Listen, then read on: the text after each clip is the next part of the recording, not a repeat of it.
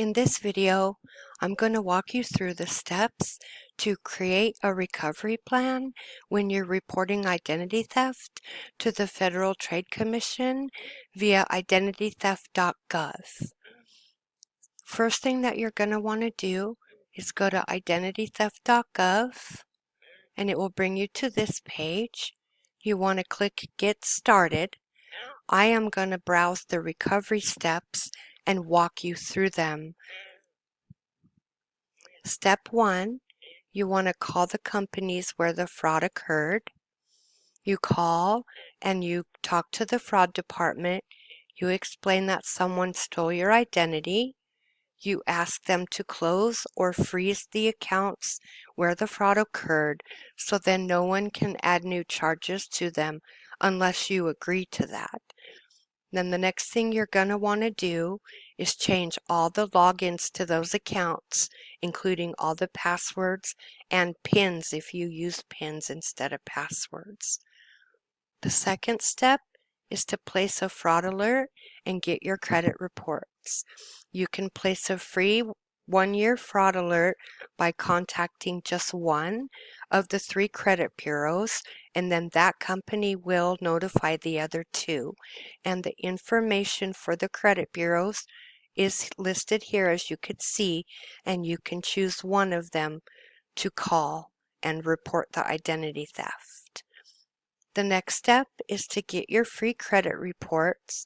You go to annualcreditreport.com or you can call them at 1-877-322-8228. You want to review your reports and make note of any of the transactions that you don't recognize, and this will help you to report the theft to the Federal Trade Commission and to the police. The third step is to report the identity theft to the FTC. So you do that by going to their online form, or you can call them at 1-877-438-4338 and someone will walk you through the report on the phone. Now, what I recommend that you do is get into the online form and create an account and walk you through the steps, so then you can track your progress as you go, because you'll have to go back and forth between the different steps in order to get things cleared up. So that would be the best thing that you want to do. If you don't create an account, you have to print and save the report, because once you leave the website, you won't be able to access it and update it. And then you can file a police report with your local police department. Okay, so now that you've started your identity theft report with the Federal Trade Commission, and you want to file the police report with the Haleyville Police Department, you want to visit the Haleyville City Hall at 911 21st Street in Haleyville. You want to take a copy of the identity theft report from the Federal Trade Commission. You also want to make sure and take a copy of your driver's license or your state ID card to verify your identity, along with a mortgage statement or the lease agreement for your apartment, so that you can verify your address and any of the documentation that you have that relates to the identity theft in terms of letters from creditors for accounts that you didn't create or purchases that you didn't make, anything of that sort, and take as much documentation as you can to the police department. In the link of the video, I have a letter that you can download from the FTC if the Haleyville Police Department gives you any type of pushback about reporting the identity theft. So that link is there and free for you to use. Help yourself to that. Once you're finished with the police report, ask them for a copy so that you have one for your records, and then continue on with the rest of the identity theft plan on IdentityTheft.gov.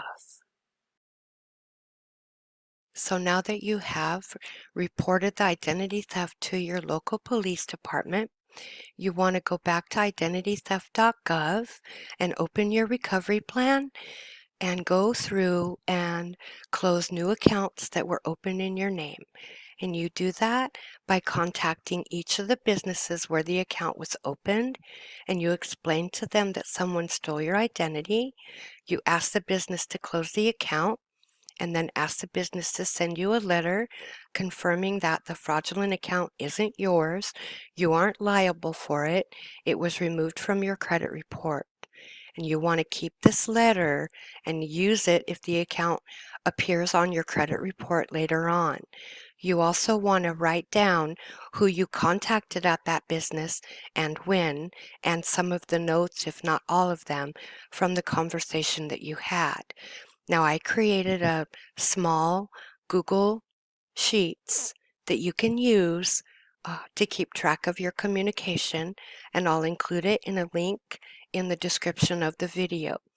The business may also require you to send them a copy of your identity theft report or complete a special dispute form, and there's a sample letter that the FTC has created that can help you through that process.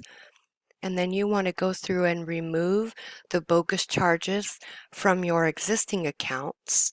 So again, you call the fraud department for each business, explain that someone has stolen your identity, tell them which charges are fraudulent, ask the business to remove them, ask the business to send you a letter confirming that they have removed them, and keep that letter so that you can use it when you're looking at your credit reports later on.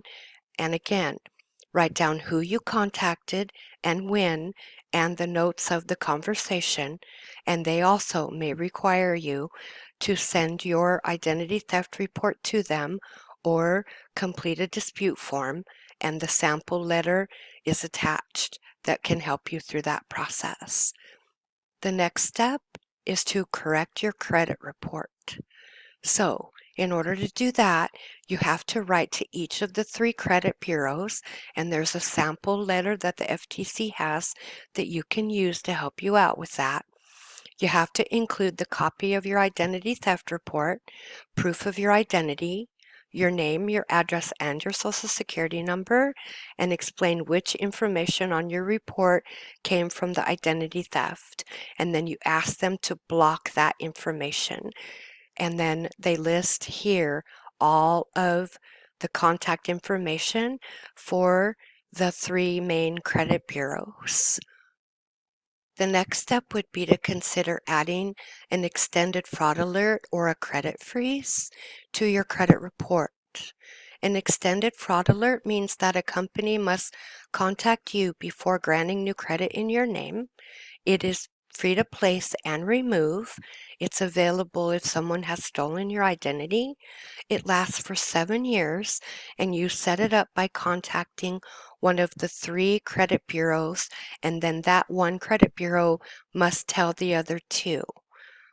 So you report that someone has stolen your identity, request an extended fraud alert, and then you have to complete any necessary forms and send them a copy of the FTC identity theft report. If you want to place a credit freeze on your credit report, that limits the access to your credit report unless you lift or remove it. It is free to place and remove. It's available to anyone. It lasts until you lift or remove it, and you set it by contacting each of the 3 credit bureaus individually, request a credit freeze. You set it up by contacting each of the 3 credit bureaus individually, request a credit freeze, and complete any of the necessary forms. And here is all of the credit bureau contact information, their websites, and their phone numbers. And then you want to review your credit reports often.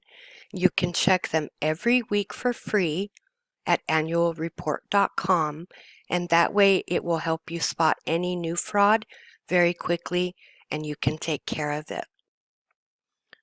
Depending on the type of situation that you're in, you might want to report that someone has misused your social security number, or if it was lost or stolen, you can apply online for a free card. If you think that someone is using your social security number for work, you can review your social security work history by creating an account at socialsecurity.gov/myaccount. And if you find errors, contact the local Social Security Administration office and they can help you correct those errors. If you want to prevent someone from using your Social Security number to get a job, you can go to everify.gov/myeverify and create an account so that you can lock your Social Security number so that no one else can use it to gain employment. Now, generally, you cannot get a new Social Security number if there's no evidence that someone is misusing it, and you can learn more about that in this publication from the Social Security Administration. Now, the next step is to stop the debt collectors from trying to collect debts that you don't owe. So you want to write each debt collector within 30 days of getting a collection letter. The FTC has attached a sample letter that will help you with that process. You tell the debt collector that someone stole your identity, you don't owe the debt, you have to send the debt collector the copies of your identity theft report and any other documents that detail the theft. And then contact the business where the fraud account was open, explain that it is not your debt, tell them to stop reporting this debt to the credit bureaus, ask for information about the debt and how it happened, and then the business must give you details if you ask them to.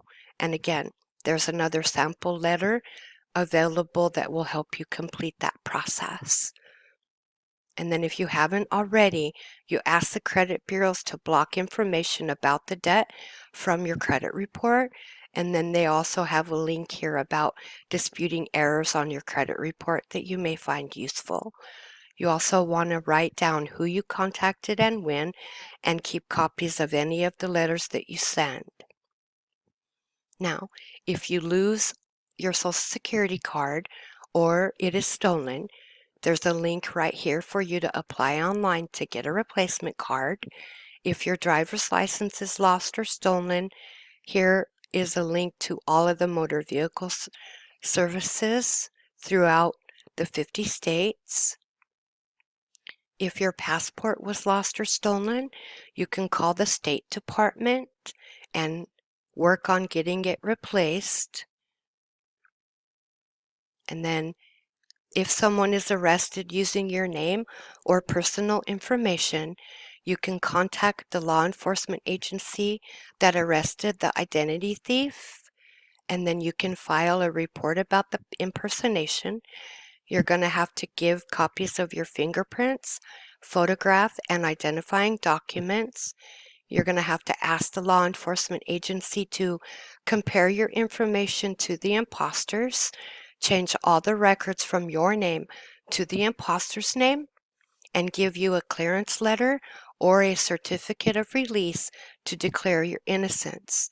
And once that happens, you have to keep that clearance letter or the certificate of release with you at all times.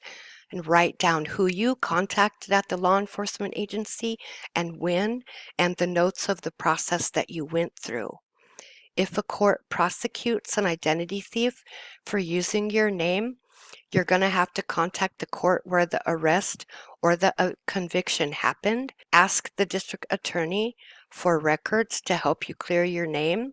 You have to provide proof of your identity and ask the court for a certificate of clearance that declares your innocence, and keep that certificate with you at all times. You can also go to the state consumer protection office. And if your state has an identity theft passport, you can apply for that and keep it with you at all times. And you also might want to consider hiring a criminal defense attorney. And here is the link to the American Bar Association directory of criminal attorneys. I have also created a small Google sheet with criminal attorneys information and have included it in the description of the video. If you're denied employment or housing, ask the employer or the landlord that used the background or tenant screening company and see a copy of the report. The company may have reported an incorrect criminal record with your name.